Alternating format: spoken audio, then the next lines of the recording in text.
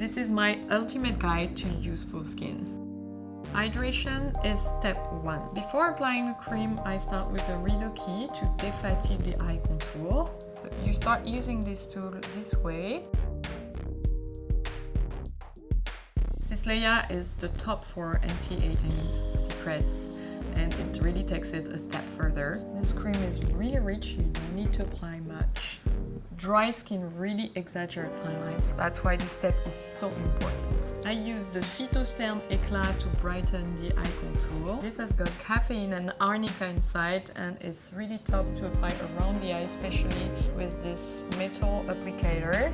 What I do is I only apply in the crease here. I don't go too close to the lash line because this is what creates the creasing around eyes. Use the shimmer setting powder that will highlight and brighten under your eyes immediately instead of a matte texture. My best technique is to apply it with a brush, but if you want more coverage, you can use this little puffer. The tips here is to apply a very light amount of powder under eyes, but you still want to set it so it doesn't crease. And as you can see with this shimmer powder, it's still super luminous. You can also use this shimmer powder here on this area of the face and around corner of the nose. Use a cream blush. Place it slightly high to lift up the face. What I do is I apply here, and with my blush brush, I blend it upwards. The higher you place it, the more it's gonna lift up.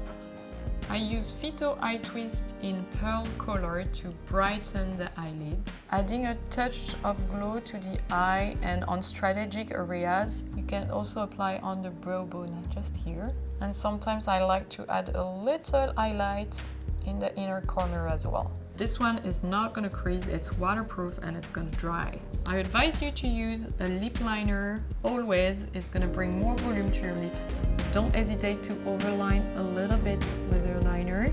You can also smile to reduce the fine lines and have a better application.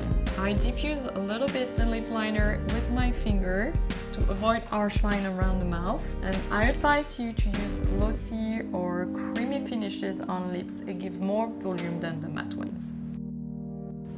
And don't forget, less is more. With this product, a little bit goes a long way.